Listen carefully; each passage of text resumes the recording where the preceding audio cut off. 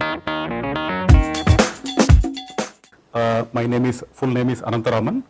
What I will be covering today is give an overview of how we build compelling mobile applications using some of the open source technologies. That's what is our topic. So as we dive into how we build applications and why we should build compelling mobile applications, let's take some look at this statistic to understand why it is important for us to do so. I understand that most of you in this hall already may be building a mobile application. If not, one of the reasons why it is very essential is that, as you see the diagram here, the red color one, what you see at the bottom, is the growth rate of the traditional PCs and laptops. And if you see the picture, the growth rate of smartphones and tablets are much more rapid as compared to the way the PCs are growing. What that means is that in a few years' time, there will be more computation that will happen in the smartphones and mobile devices as opposed to performing computations on the traditional PCs and laptops. It's not to say that they will go away. I mean, laptops and PCs will still be used, but then more and more computation, people will start using the smartphones and tablets as a primary mechanism. The right-hand side of the picture also shows that trend, where in year 2010, the number of broadband accesses from the mobile phones or mobile devices, to be more generic, where the term mobile devices, I would mean to include both smartphones as well as the tablet devices, as well as devices like Amazon Kindle Fire and so on. That is a comparable number. Whereas as we move forward, as you see in the extreme right picture, the number of broadband accesses that will happen from the mobile devices is going to be triple compared to what you see in the normal PCs. Therefore, the bottom line here is, if the computing devices are more of mobile devices currently as well as in future, when we build applications traditionally, see, I come from Adobe systems where you would have been familiar with products like either Acrobat Reader or Photoshop or anything. When we started about more than 2-3 decades back, the trend would have been to first think of desktops. In the desktops, think of, let's say, Windows-based operating system or Linux or Mac machines, and then try to build products across these 2 or 3 platforms and try to sell them, right? Now, today, if majority of the revenue is going to come from the mobile devices as compared to the desktop devices, the companies will slowly start thinking into, let me first build an application for mobile and then think of how do I port that application into the other platforms. See, today exactly the situation is reversed. You first build it for a desktop consumption and then start thinking, how do I go and make it suitable for a mobile device. This is a very major implication both in terms of the way the company prioritizes as well as the way we move forward with the technology, innovations and other things. They are going to be prioritized on the mobile system. When we talk about the applications again, there are various types of mobile applications that we would like to make it compelling. See, my topic is how do you build a compelling mobile application in the open source way. So let us try to, before going to the compelling part of it, let's see what sort of applications people would like to build.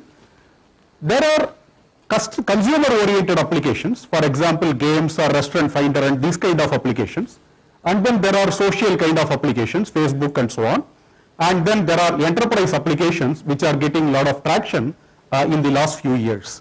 The reason why this kind of a segmentation is important to understand is because sometime back we would have seen in the news that the Facebook is going by the way of the native development as opposed to a more open web standards oriented development. The reason why they may be saying that is because they belong to a particular segment where they would like to exploit the complete native performance in order to deliver certain gaming experience, or some of the experiences they want to build around the system may depend on 1 or 2 attributes which they consider very important. Therefore, the choice of whether you use an open source stack or whether you use a native stack, whether you use proprietary SDKs, etc., that pretty much depends upon the way you look at the landscape of the different applications, and as we move forward, we will dwell upon some of these specific technologies. I spoke about the landscape of application. So what exactly we mean by a compelling application? I would say that a compelling application would have a compelling user experience. That again, you have to relate it to the earlier slide, where if you are looking at a consumer-centric application, the user experience has to be more oriented towards that, whereas the enterprise application may or may not be so much in terms of the UI elements, but they will have a very good workflow which builds the user experience into the product. Secondly, it has to provide a very compelling value. See, if you see the two pictures what I have shown, one of them is, I'm not going to talk about these products per se, but I am quoting them more as examples. One of them is the Adobe Photoshop Express on the mobile device, where you could use a tablet kind of a thing and use touch gestures, etc., to perform image manipulation and so on, what you can do with the Photoshop.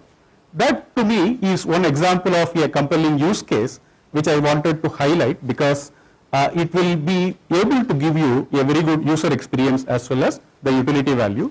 The other example I have shown is a collage application, where the collage application brings together various images which you can put together and construct a collage on the mobile device.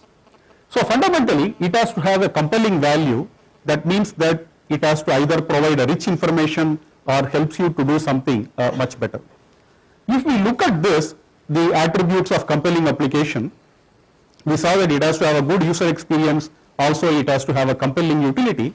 There are three fundamental entities from the open world that become very pertinent. Firstly, for us to build these kind of things, we need open content. That means that the images or videos, etc., are very important for a compelling application. Unless you enrich your application with these things, the power of what you can build in an application will be pretty limited. Let us take an application that uses heavily some location information. Obviously, maps become a very natural way by which that application can be effective. So you show a map, and in that map you show various services that are pertinent for that. So in this example, if you are a mobile application developer, not only the software stack that allows you to build it in an open source way becomes important, but it is also important that you get access to the maps. You will also get access to, if you are building a restaurant finder or something, access to the data that shows which restaurants are located at what place. So these are some of the other information that you will require along with the open source aspect of the software itself. So let us call them as open content to say that the media what you use in your application you should be able to get access to. Open data, now recently the US government and many other governments are exposing all their data more publicly through the Open Data Initiative. Therefore, if you want to build a compelling application again, data becomes very important, and therefore whatever open source software we build, it should be able to leverage data from a variety of sources without any attribution of the data to a particular place. It should be more open for you to go and access them. Last but not the least is the open source element of the way we build the software. This is what as software developers we are more associated with compared to the other two. But I pointed out that any open development of an application for mobile would involve more than software but other elements as well. And in our presentation today, where we will focus is obviously on the open source aspects, being a software community, but I am just quoting the other two in order to give a holistic view of what it takes to build a good compelling application. Now this all of us are familiar. I don't want to spend much time. A compelling application can be built if you are able to take advantage of the device's capabilities or the nature of the device. We have camera, touch gestures, accelerometer, etc., which are the very specific things that you can take advantage of when you build an application. That means that when we start looking at the open source software development, we have to look at those SDKs and products that are able to leverage these elements better. And then there are resource constraints and other things associated with mobile devices. Now that we saw what exactly we would like to do in the mobile application space, let us look at the intersection of open source and mobile, because we would like to build these applications in the open source way. There are three parameters that becomes important for us to understand when we discuss this theme. Firstly, one may use a open source runtime in the mobile device. For example, Android is the operating system that all of us know, and it's prevalent across a substantial amount of mobile devices.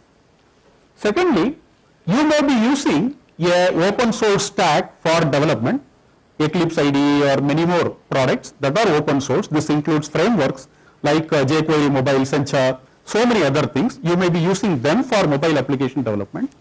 And lastly, the application what you are building may also by itself be open source. So I pointed that the applications in the traditional desktop world, I gave the example of Acrobat Reader and so on, not many of them will exist in the mobile world in an equivalent fashion, right?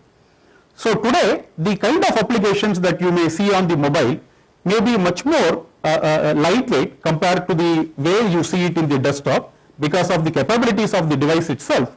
But then moving forward, what one would expect is that the applications what is being built for a mobile will also be open sourced. Imagine that at some day, some of the very popular software what you are using would get open source, and they will do your open source development both for the desktops as well as for the mobile devices.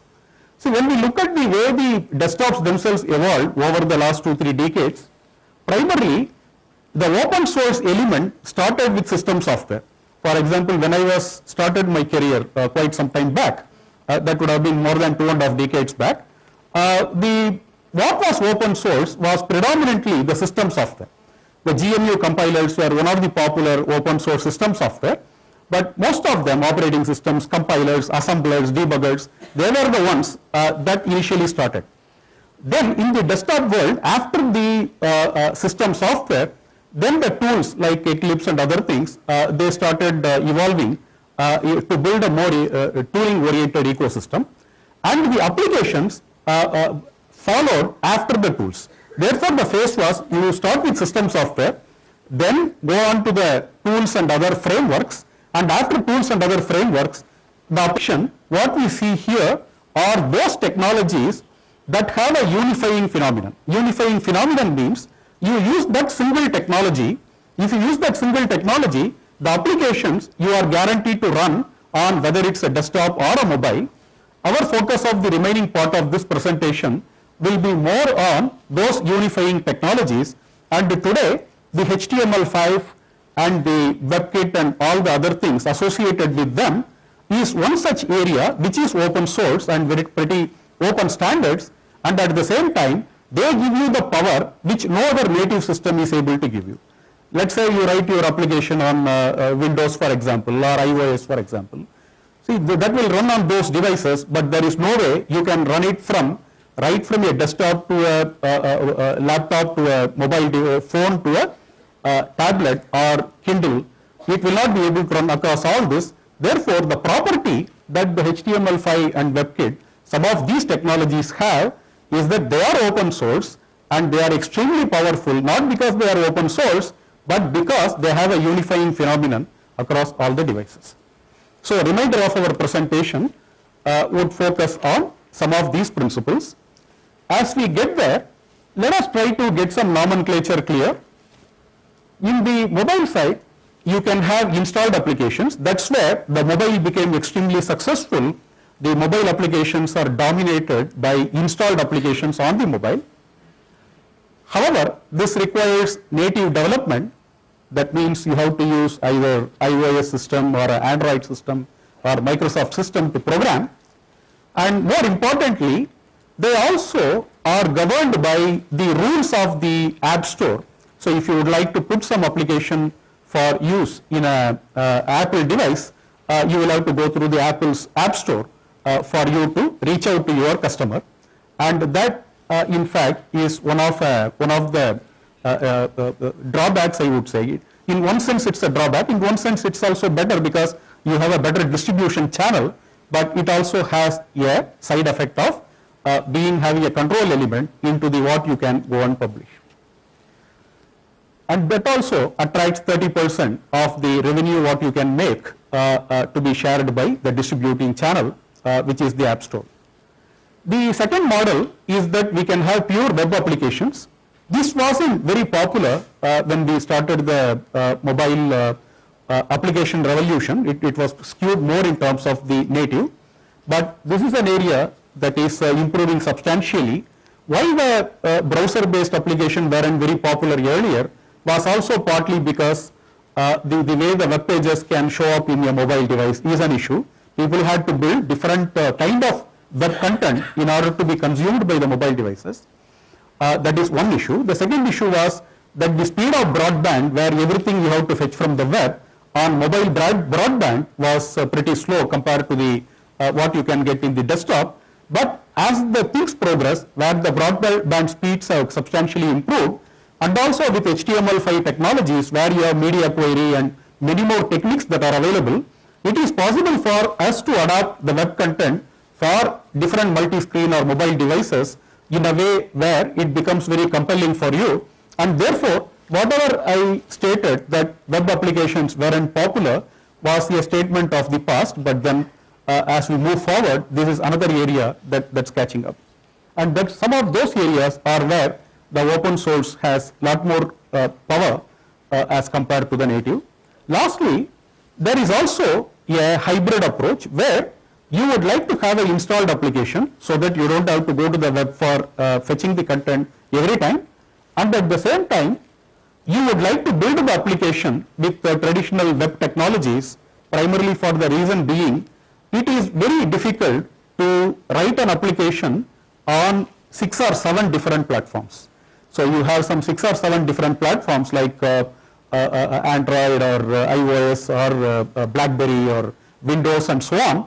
It is very costly or expensive to invest on development for various platforms and then get accustomed to the tools with which you will develop, and therefore it is always attractive for us to build an application in one single language with one single developer tools and then package it for various platforms. That is the last approach. One of the examples is the PhoneGap, which I will cover in the remaining presentation. The PhoneGap allows you to unify the development across a variety of platforms, and the examples I showed there again are the real examples. The BBC example, what you see there at the bottom, is the application that they created during the London Olympics, which was constructed on open source technology based on the PhoneGap. That takes the hybrid approach. So more of second and third in this development model is where the open source is extremely relevant. The first one, in the Android case, there will be a lot of open source development tools, but in iOS, pretty much there are a lot of proprietary systems that are important there. Now if we look at the mobile development, what exactly are the challenges? This I highlighted before. So you have the Apple, Android and a variety of systems, and Apple means you have to program in Objective-C. More important than the programming language itself is the paradigm, right? How exactly it happens, and also the developer tools you need to be familiar with, right? So if you want to use Xcode for Objective-C, you probably also need a Mac machine. Therefore, the constraints what these proprietary systems put on you are a lot more, and it's not very easy for us to just switch between one to the other. Therefore, both from the perspective of investment on developer tools, machines and all that, and also the engineers who should be invested in building these applications, as well as the time it takes to test, validate and deliver on all these platforms, the amount of investment for an enterprise is substantial if you take this approach that I will build native, I want to support 4 or 5 platforms, and then I need to build my application on all of them, test them, deliver them, and have a support team who can support bug fixes on all these kind of things. Now, the alternative we spoke about was that if there is a way we can use the web technologies, for example, we write our code in JavaScript, and for the UI elements we use the traditional HTML5 widgets and so on. and we use the CSS for the styling and creating good visual effects, then I do not have to learn Objective-C or Android, Java or the visual languages, but I will be able to write in one language and I will be able to develop applications. And that will be able to target all of them.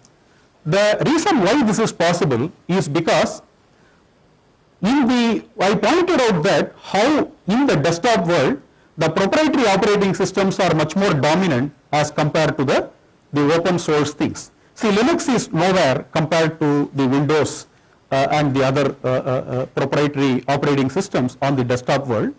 But if you look at the mobile world, the open source runtimes like Android or the other open source operating systems that are appearing, they are much more dominant. This is just two opposite things.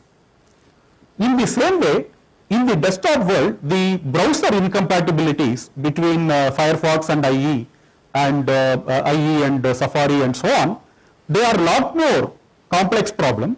It is very hard to build one single mobile application, HTML application that can run consistently across all the browsers, unless otherwise you write a lot of code to detect what exactly are the features available in a browser. Fortunately, in the mobile world, it is just the opposite. Just like in the operating system, in the browser technology also, there is a huge difference. The unifying thing of WebKit, that is the engine across the majority of the systems, would also mean that if you are able to write a good HTML5 code that is supported on one mobile environment, it probably will be well supported on other mobile environments. Therefore, for mobile environment, the nature of complexities that are thrown by the browsers is much less in degree, even though there are differences, but then the pain is much less compared to the same thing what you are able to see on the desktop world. Therefore, the HTML5 technology slowly is getting a universal acceptance as a core programming language. Whenever I say HTML, I mean HTML tags plus the JavaScript plus the CSS, all of them put together, I will call it as a HTML5 technology, and that technology is a unifying factor. Now, if we look at the development workflow for a given application, we start with the creating a mobile web project. So, in this example, I assume that you build a installed client application which talks to a server application in general. If you don't have any server requirement, the server portion is not applicable to you. Then you write the code for the client and server. When you write the code for the client, you should be able to access the device capabilities. For example, you want to open a camera, take a picture, or you want to write into the local file system, or you want to perform a video capture. All of them are the device capabilities which you should be able to program in JavaScript. The pure JavaScript does not define any of these device-oriented APIs. That's where we are going to get into the PhoneGap. And what I am pointing out in this picture is that when you write the code, you need those libraries and frameworks that allow you to touch the device and should be able to perform operations on the device. Then we need a way to test them. You build the code. The issue in the testing in the mobile device is very different or more complex in some ways as compared to the desktop. In the desktop, you can launch the application on a browser and you can test. All you will do is to launch it on IE, Firefox, and a bunch of browsers, ensure that the whole application works across all the browsers. In mobile world, you have to do all that. Okay, you have to test on various devices, but you also have to see how your content appears on each of these devices. Let's say I have a Galaxy Tab and I have a Samsung phone and I have an iPhone. They will have different form factors and they will have different resolutions, and something will have some retina display or some advanced features to render the image. Therefore, for the same content, you are going to see them in very, very different way. Even if you say that I will use media queries and other programming models to detect the specification of the device and automatically adjust the content to deliver on these devices, even if you say so, how are you going to test them? You need to physically hook up. Let's say you want to deliver on Android and iOS. Let's say in Android you want to test on Samsung phone and Samsung Tab, Galaxy Tab, and on iOS you want to test on iPhone and you want to test on iPad. Even with this, you at least have some 4 or 5 devices for you to test your application to see how the content appears on all these devices. This kind of a testing effort is different in the mobile as compared to the desktop. Therefore, the question is, are there any tools that are available to me to visualize how my application performs on all these 4 or 5 things? That is the testing block. So I am going to mention about a open source initiative called Winery. We can either call it as Winery or some people call it as Winner. Either way it's fine. And there is another product which is called Shadows. This is done by Adobe, which is built on top of Winery. So Winery is the open source component and Shadows is an improvement on top of the open source. I will talk about Winery basically and also point out how the Shadows can also help. Then debugging. So how do you debug on the device? If suppose you want to program a camera and camera doesn't work, how are you going to debug, right? And after that, how do you package them, package the application and distribute the application or publish the application. So these are the various steps in the development workflow, against each of which we have to see what are the different open source solutions that are available that we can use to build a compelling application whose attributes I explained before. Now, let us look at the first part of when you start building the application. You always start with an editor, and since here we are now talking in terms of building HTML5 or JavaScript kind of application, you need an editor or a tool that allows you to get code hints and other capabilities for the HTML5 kind of applications. There is a product called Adobe Edge. This Adobe Edge is the productized version of an open source initiative called Brackets. Brackets is also built by Adobe, but Brackets is given to GitHub, and you can fork it from GitHub and you can work on that. And the major advantage of Brackets is that the whole thing is written in the JavaScript. The Brackets, the editor itself is written in JavaScript or HTML5. So apart from HTML technology, JavaScript and CSS, there is nothing in that particular product. Therefore, the Brackets team always tells us that if you have skills to use Edge code, I intermix the word Edge and Brackets, but both are technically the same, except that one is a distribution of the other, to customize the editor and contribute new features. That means if you can use that product to code, that means that you have all the skills necessary for you to contribute to open source and you can start adding features. Why that is very important? That is because once you have written it using standard HTML technologies, the porting issue is irrelevant because you will be able to run Brackets across any system that has a HTML5 engine. That's the reason why this particular editor is very important. The second one is it is extremely lightweight. You may also argue with me and say, Anant, even Eclipse is portable because it's written in Java and I can have various ports of some of these. So there are Java based editors also available, but then some of the other editors today are either more heavyweight or probably would require you to have only installed model, may not have a hosted model. The vision for the Brackets here is that currently it is installed on your machine, but then the vision is to have it completely hosted so that you can log into that particular server and start using the Brackets. So these are some of the good things happening on the HTML5 editor space in the open source. This is completely open source. As we started editing, now we have to have frameworks that allow you to tap into or leverage the device capabilities. What are the device capabilities? Camera or accelerometer or storage or whatever. So we need libraries in an open source way which allow you to code for these things in JavaScript and should be able to touch the device. Traditionally, you are never allowed to touch a device's capabilities from a browser. So you can write a JavaScript code, but it will run in a sandbox of the browser, where browser will not allow you to go and play with the local capability. You can't read and write into a file, for example, from a JavaScript code earlier, but with mobile, those things are changing. One of the technology is called PhoneGap, which is an open source initiative, and Adobe acquired PhoneGap and took the PhoneGap and contributed to the Apache Foundation. When it was contributed to Apache Foundation, the product is called Apache Cordova. So Apache Cordova is a library or a framework which allows you to program in JavaScript, and that allows you to use any of the device capabilities.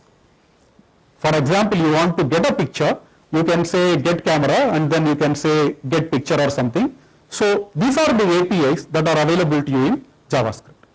So PhoneGap is a Adobe version of the Apache Cordova, and Apache Cordova is the open source version, and Adobe or no company has a governing rights to that. It's Apache is running that program. Now, out of the box, the PhoneGap or Apache Cordova provides support for a number of basic device APIs. What are those device APIs? They are enumerated here.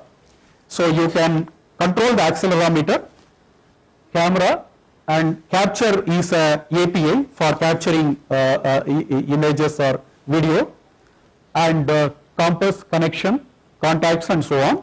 For example, you have a mobile application where you would like to read the contacts, merge it with an Excel sheet. So you want to do these kind of things. They are all possible to do with pure JavaScript programming, and this enumerates the categories of APIs that are available with the Apache Cordova or PhoneGap. Here is a coding example. So I said that you can do device capabilities, you can tap into that with JavaScript. This is a pure JavaScript code.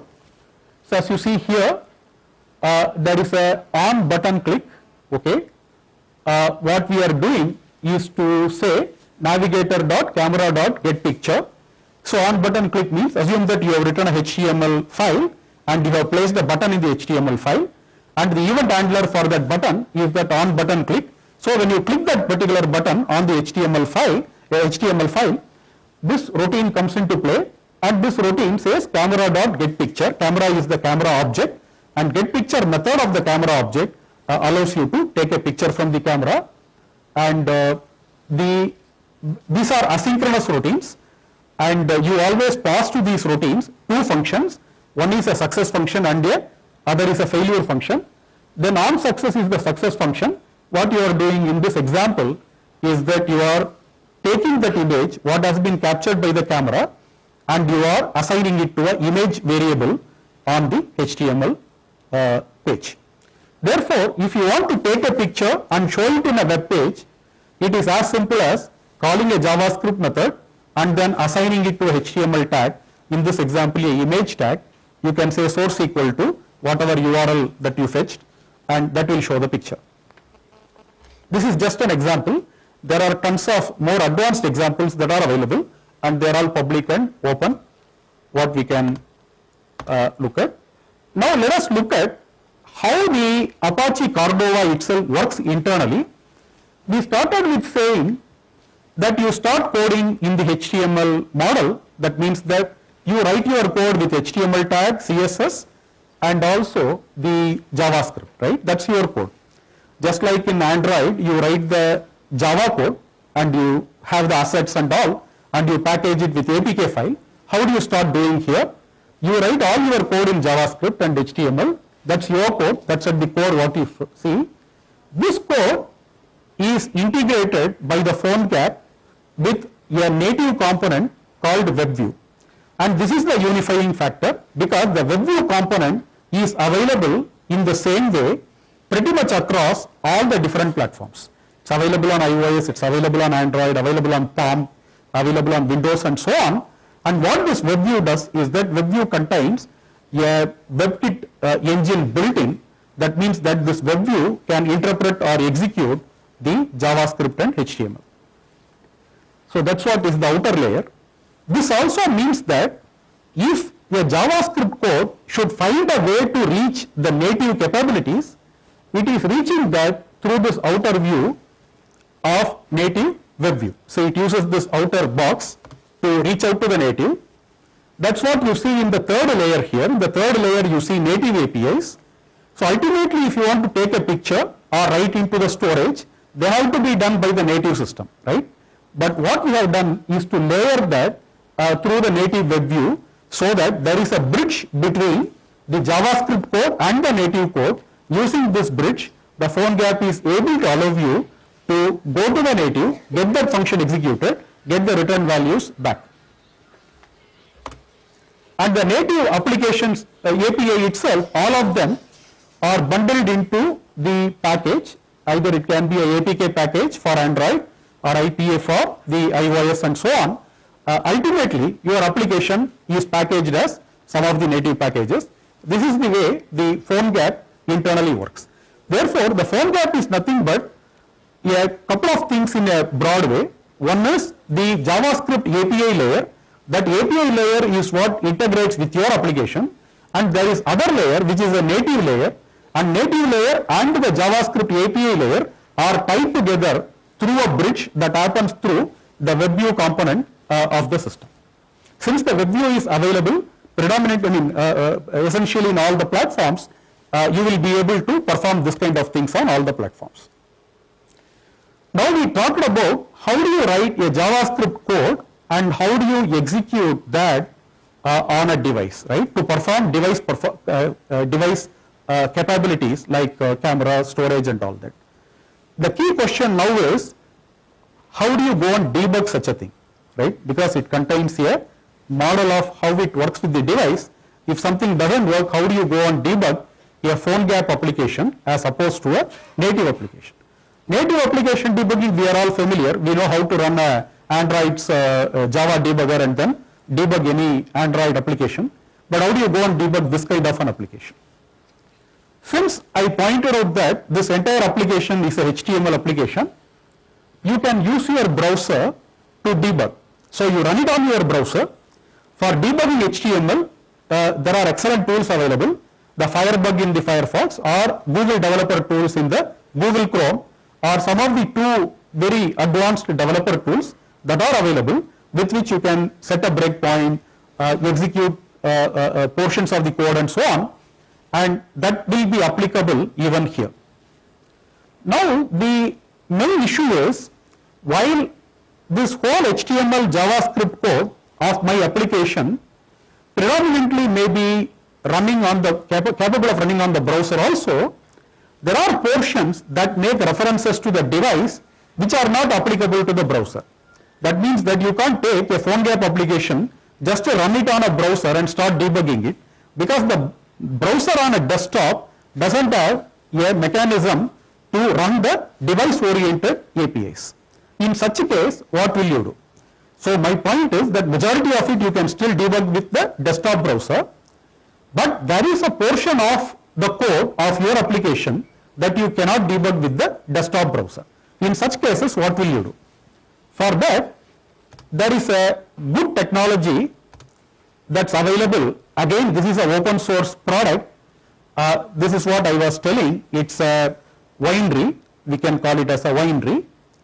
And what this does is, this Winery allows you to debug a device, an application on the device, sitting from your desktop or laptop. Okay? I will tell you in a minute what it means. Let's assume that I pointed out to the problem of, if you have various web pages and you want to see how it looks on your iPad and you want to see how it looks on your Samsung phone, this is definitely a problem, because unless I see it and run it on all this, I won't be able to see how it looks. And if I don't see how it looks, I cannot modify and tweak my web content so that it appeals to every user on every system. That means I am not building a compelling application at all. If I want to build a compelling application, it has to look good on all these things. That means I need a way of testing it.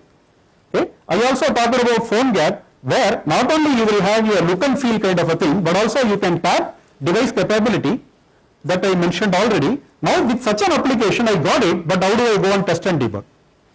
So on desktop I already mentioned, use Google tools to debug, but whatever now I am saying, you cannot just do that alone. what Windry allows us to do is that it allows you to show a web content on a device, a HTML content on a device. Assume you are looking at that content and you would like to, let us say, change that content. For example, I have 4 buttons I have shown in a web page and that's coming in my mobile device. I am seeing 4 buttons and I am somehow seeing, okay, this is not looking good. This 4 buttons should be made into either 3 buttons, or the color of these buttons, instead of blue, it has to be green. So what I can do now is that instead of going to the source code and modifying and then again packaging, installing that package on device or doing any of that, what I can do is I launch the Google Developer Tools. In the Developer Tools, I will get the DOM of what you are seeing on the device. The Windry technology, what the Windry technology allows you to do is, when you are seeing a web page on a device, the web page you think that it is a DOM or a data structure. That data structure what you get on the mobile is now present on the desktop. That means if you modify elements of the data structure on the desktop or laptop, actually it changes directly on the device. The ability to hook up a device's DOM with the desktop and associate that with Google Developer Tool, because you also need a Google Developer Tool. From there you can do all this, right? You can go and manipulate DOM. And to tie that, there are all the parts of the Windry open source work. That is exactly what is Windry. What Windry does is, it allows you to hook up a device's DOM or a device's web content, with the Google Chrome tools on the desktop, so that you can debug from Google Chrome on the desktop and you can very flexibly modify the different content on the device. This is one. This is what we call as remote inspection. The term remote inspection means that you could do these things remotely as if you are working on the device only. And very nicely, I talked about more than one device. Let's say you are delivering on 5 devices. You can have all the 5 devices paired up to this laptop, and when you modify, one change will reflect on all the 5 places. Therefore, let's say you want to say, I want to reduce 4 buttons to 3 buttons. How it looks on an iPad versus how it looks on an iPhone versus how it looks on a Samsung Galaxy Tab, you change at one place in the Google Developer Tool, which already you are familiar, because as a web developer, you are familiar with those tools. You are already familiar. You go and use those tools, modify, and you could simultaneously visualize on all the other devices on which you are debugging. Well, this is partly debugging, but mostly inspection and testing. What is debugging about it? It also allows you to have what is the first line of defense in our debugging. Usually what we do is, when our program is not working, we will give the debug messages. So in C you may say printf so and so message, or in JavaScript you may do console.log kind of message. So you can use these messages as a mechanism to visualize what's happening in your program, and by knowing that you will debug. This is a normal way, and this Windry allows you to do that in the sense that, assume you have a mobile application running on a mobile device, and all the console.log messages what this particular device is emitting, you will be able to see them on the Google Chrome developer tools, this one console, and you can debug that further. More importantly, it is also possible for you to type your own command in JavaScript command in the console of the Google Chrome developer tool, and get that JavaScript code executed on all the devices that you have paired up. For example, you want to say alert hello world, you type the alert hello world in the Google developer tool in your desktop, and the devices that you have connected up will start printing hello world as a alert message. So I don't have a demo here to show, because I have to show it with the number of devices and all that, but then roughly this is what that technology allows to do. Once we have such a remote inspection technology, there are lot of advanced work that have happened in that technology. So you take that open source core technology and then build on top of that to build complete product solutions that allow you to build compelling mobile web applications. One such product solution is the Adobe Shadows. what it does is it goes one step more than whatever I discussed. Now assume that you want to browse to a web page, let's say www.adobe.com or google.com, whatever page. You want to see how that page comes on various devices as well as on laptop. What this technology allows you, the Adobe Shadows allows you is a synchronized browsing. What synchronized browsing means is that you browse to a URL U on a desktop and all the devices that you have paired up with this particular laptop or desktop will simultaneously browse to the same URL. That means that I am synchronizing the browsing across all of them. What's the advantage to you? You want to see how the web content in that URL appears on all this. So you can use synchronized kind of a browsing to do this. And in a given device alone, I want to change the color and see, yes, that is possible. So those are the different testing and debugging that you can do with this system. Okay. That is the Windry technology, and also how Adobe Shadows is using this to provide more advanced capabilities. Now even still, there are certain aspects of traditional debugging that you may not directly see in these technologies, which is if you ask a question like, can I put one breakpoint in that JavaScript code and then break it at that particular statement, nowadays the technology is advancing to deliver that, but it is not consistently available across all possible platforms. But then there are implementations that are available that allow you even to have the total control over what you are debugging. So the Windry can be configured as a server. So the way Windry operates is that Windry is a server, and there are clients that include client on the desktop as well as clients on the mobile devices. These clients talk to the server, okay, so that the server is able to synchronize the different browsing across all the client devices. Allows remote inspection. I told what it means. Remote inspection is a mechanism for you to modify DOM in one place but get the changes reflected in all other places. Console log messages from the application on device. This is pretty useful for debugging purpose.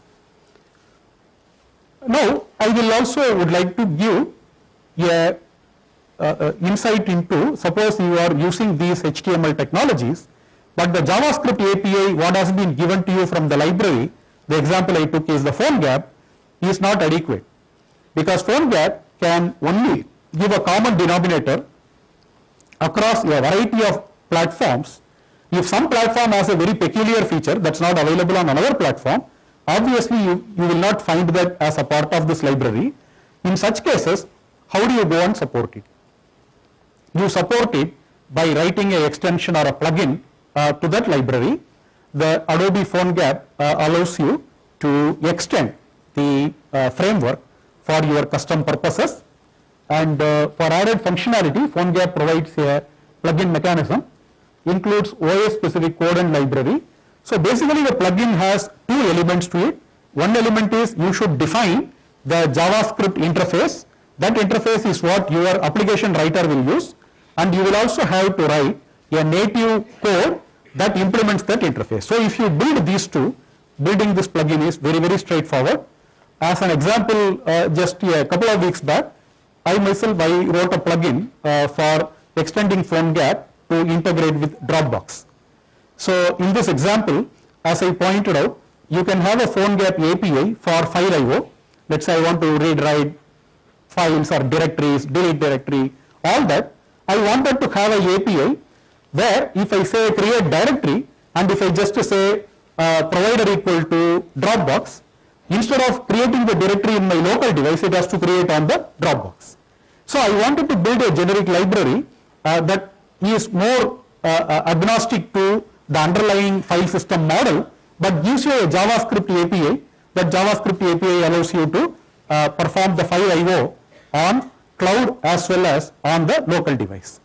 For this, there is no very direct library that existed in the PhoneGap. Maybe it existed, but I chose to write my own as a plugin, and that's an example of a plugin that we can write to extend what's available to you and make sure that as a HTML programmer you can do practically anything what a native programmer can do. Okay. So there is a typo here. It is plugin are one of those areas that show off the power of a hybrid web and native approach. And there are another good example is if you find that there is a Facebook SDK that's available for Android native, but you don't find that Facebook SDK as a JavaScript library. So I'm just getting an example where many cloud vendors give you SDK. Typically they give you mobile SDK for native. Okay, they may give you iOS SDK, Android SDK. Assume that they only published a REST interface, but haven't given you an explicit JavaScript accessible SDK, a JavaScript SDK.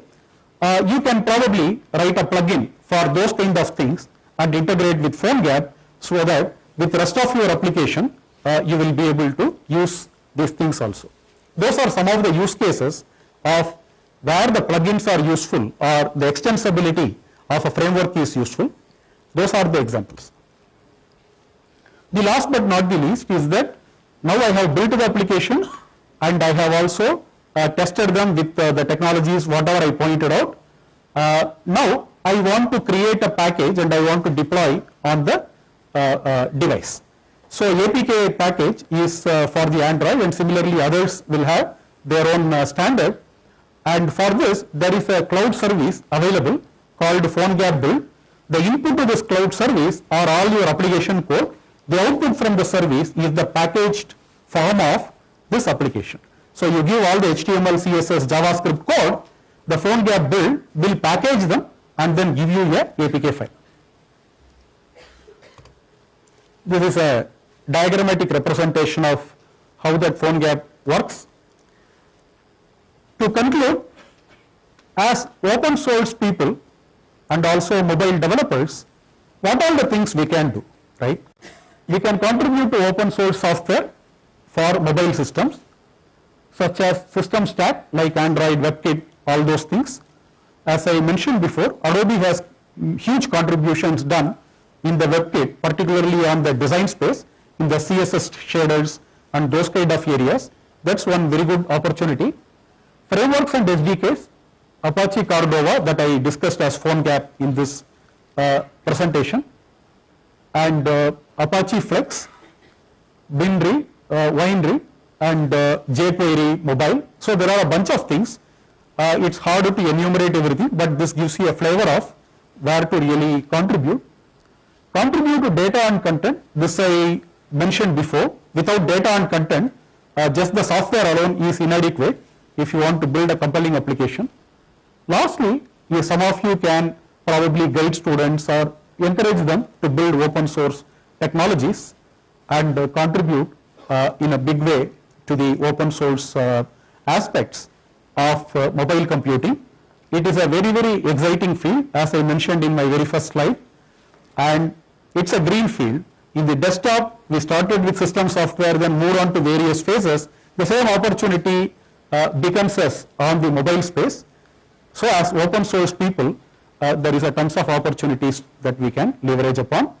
Thank you very much. Thanks for your attention.